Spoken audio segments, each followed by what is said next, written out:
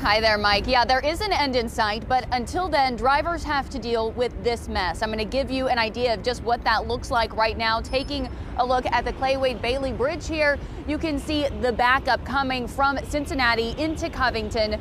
In the 45 minutes or so that we've been standing here, we have seen people run through red lights. We have seen semi-trucks try to make it through yellow lights and block the intersection.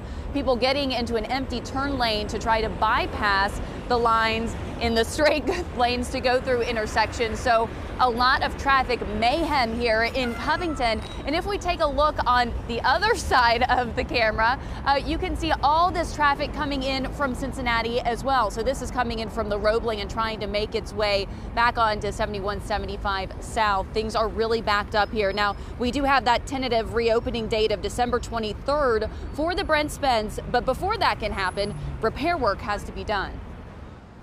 Kentucky Governor Andy Beshear reassuring the public the Brent Spence will be safe and sturdy when it opens to traffic. Based on our inspections and based on testing, the crash and fire early last Wednesday did not compromise the integrity of the bridge. But the bridge did sustain damage. Kentucky Transportation Cabinet Secretary Jim Gray says this 200-foot area where the crash happened will need extensive work. We will be removing and replacing a section of the upper concrete deck. The damaged section of the lower deck does not require a full removal of any section.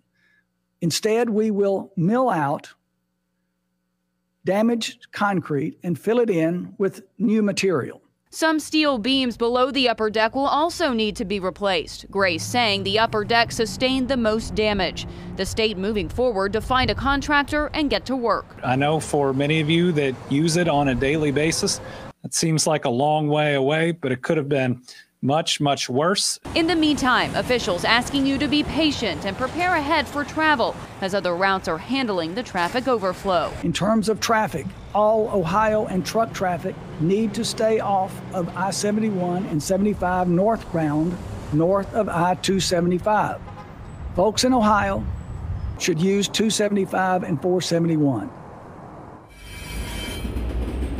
Now, Gray said police officers on both sides of the river are watching traffic and trying to keep things under control, especially in that 275, 471 area. What you're seeing here is exactly what traffic and safety officials don't want to see, and that's all these semi-trucks coming through Covington. They say that the Brent Spence was designed to carry 80 to 100,000 vehicles a day. It now carries twice that amount, and so all of that traffic now coming onto these other bridges. These roads simply aren't prepared to handle that traffic, so that is why they are really trying to get that message out for people to continue to use 275 and avoid some of these smaller roadways that just can't handle this overload of traffic. Reporting live in Covington, Molly Lair, WLWT News 5. All right.